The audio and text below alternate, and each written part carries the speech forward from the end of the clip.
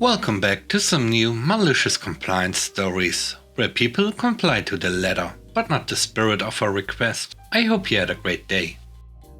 The first story is called Mandatory Gathering. I'm a project manager and support two different clients from opposite coasts.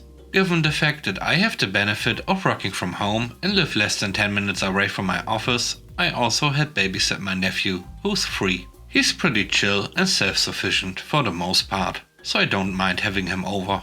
2 weeks ago, the company announced that our operations team would be doing an all-day seminar on improving organizational culture at an offsite location. As soon as my boss heard this, they mandated that everyone on our team attend in person. And if we couldn't, they'd, Big Boss, would like to meet with us to understand why. So my boss reaches out to me and asked if I'd attend. I said yes, but I'd have to bring my nephew along, as my brother and his wife are both working. Outside the 3 of us, there's no one else we are close to within the area to ask for help. My boss didn't say anything about me bringing my nephew and seemed fine with it. Fast forward to today, and malicious compliance comes into play.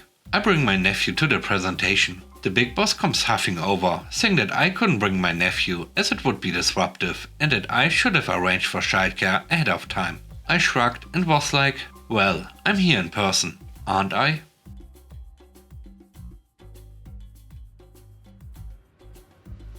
The next story is called Online Tests. Several years ago, in the wake of separating from my ex-husband, I applied for temporary assistance for needy families. It provides $300 or so a month for a certain number of months to those who qualify. I was also applying for SNAP benefits, WIC and childcare assistance, which has a 6 months waiting list. My now ex-husband was a real piece of work. He went to prison almost immediately after I left. We have 3 kids together, ages 6, 4 and 2. I was a stay-at-home mom until this point. When I applied for the assistance programs in my area, they required me to go into the workforce center and I applied for jobs there. They made an appointment and I went in with my 3 kids. I filed some paperwork and they asked me to come in the next day for around 3 hours to take some tests on the computer. 3 hours? Tomorrow? I won't be able to get a sitter on this short notice. Well, figure it out, because you can't get tanned without doing this. Okay, the next day I show up, on time, with my 3 kids. I sign in and sit in the waiting area. A lady comes in from another part of the building to get me. She calls my name, I raise my hand and start to gather my children to proceed with her. She takes one look at us and says, "You can't have your kids here. You have to sit here and take these tests. I told you I didn't have a sitter, but they said I have to be here. So I'm here. Okay? No. Come with me. We are getting you childcare assistance right now. Do you have a facility in mind with open spots? I think so, but I'll need to call and verify that. Do that right now while I start your paperwork." So I called the daycare and verified the spots. And they offered me a job in the infant room. She had me come back the next day after I dropped the kids off at daycare to do the testing, even though I had already gotten a job. And she sped along all of the applications for assistance. That woman was a godsend during a very trying time in my life. The third story is called Less Downtime. I'm a medical interpreter working from home most days, but at an option center once a week. In between patients, 1 minute or less, I'm supposed to be checking emails or catching up on training, tidying up my desk or adding patient data. What that consists of is typing in the time started, time ended, patient's last name and provider's name. It usually takes me a total of 15 minutes to do all of that, because I'm pretty tidy and organized. Others take 45 plus minutes to do the same tasks. Yesterday I got reprimanded because I only spent 15 minutes doing this stuff and the rest is downtime, according to the computer. Right now I'm averaging about 20% downtime per day. Apparently this isn't good enough. I told them it doesn't take me that long to complete all those tasks, but they insist I be better. Here's what I've done today. Read 1 email and play on my Switch. Input 1 patient's data and browse the rep. Tidy up, browse the rep. Another email, watch a video. You get the pattern. I got praised for all the extra work I put in today, despite my new lack of efficiency.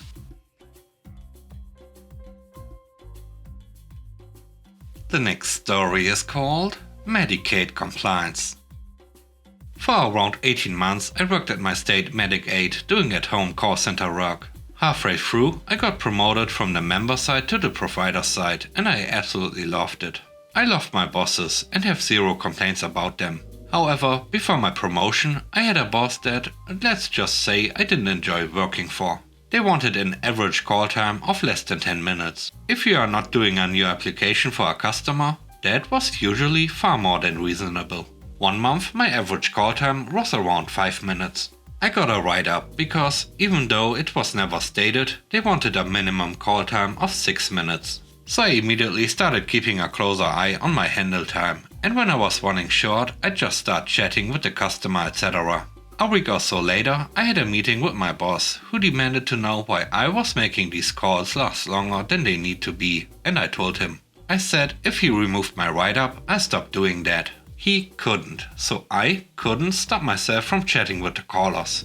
We needed permission from a supervisor to transfer a call, so there was a chat room where people would say they needed to transfer, and normally it was pretty quick. One day, a random team member who wasn't a supervisor was giving everyone, including me, permission. So I DM'd the boss and asked if it was okay to transfer on her say-so, and he told me that that wasn't any of my business and to follow the policies. So I left our angry customer on hold for 20 minutes until he DM'd me asking why. He was obviously a very smart boss, and he then told me it was okay to transfer when that other random team member said so. In addition to average call time, we got tracked for how many times did we access our learning center and click on an article.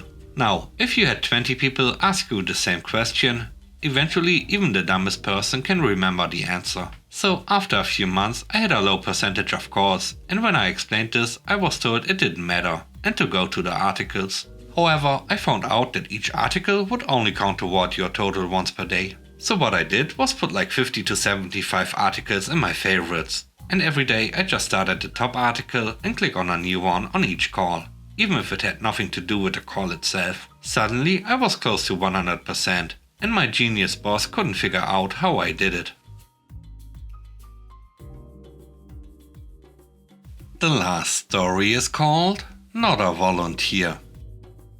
In the 1990s, I was a college student studying botany. A local botanical garden sponsored a plant sale every year. Which brought in dozens of vendors of rare and native plants, and probably upwards of 1,000 plant fanatics. People would drop thousands of dollars on plants at the sale. The botanic garden had a volunteer policy that was basically work for 2 hours helping at the sale, and you get in a half hour before the general public. I seldom bought anything, but I knew and chatted with several of the vendors, and it was nice to pay use without the insane crush of people. The mostly elderly volunteers did various tasks like manning the cash registers and information booths. The younger ones, like me, would set up tables or help people carry out their purchases. One year, I discovered that I was really fast at assembling boxes. The botanic garden had boxes printed just for the sale. They were basically cardboard flats for carrying plants. At some point I started coming 2 hours early just to put together boxes. I would do 20 while others were struggling to make one. By the end of 2 hours I would have a huge stack of boxes that would last through most of the sale. The last year I volunteered, there was a new person in charge of the volunteers. When I showed up and started putting together boxes, she came up to me and said, "What are you doing?" "I'm putting together boxes. You are not on the list." "There's a list? I'm just a volunteer." "Volunteers are required to work 8 hours in the garden every year, and I've never seen you before." This was news to me, having been doing the same thing for several years with no issues. Seems suspicious considering most of the volunteers were in their 70s or 80s. I had encountered this type of person before, so I knew better than to try to debate policy. "Well, okay," I said, dropping the box I was putting together and walking to the back of the line of people waiting to get in. I had only been there long enough to put about a dozen boxes together. The stacks of unassembled boxes sat there and no one came to put them together. After the tiny stack of boxes was gone, people had to put together their own boxes and they were mad. The line went really slow, as every person had to stop and make their own box. A minor inconvenience multiplied by 1,000 people becomes a real problem. I'm just sorry that the public had to bear the brunt of it. Thanks for watching the video to the end. I hope you enjoyed it. Please don't forget to leave a like, comment and subscribe. And if you have time, watch another one of my videos. And now, I hope you have a great day. See you soon. Bye bye.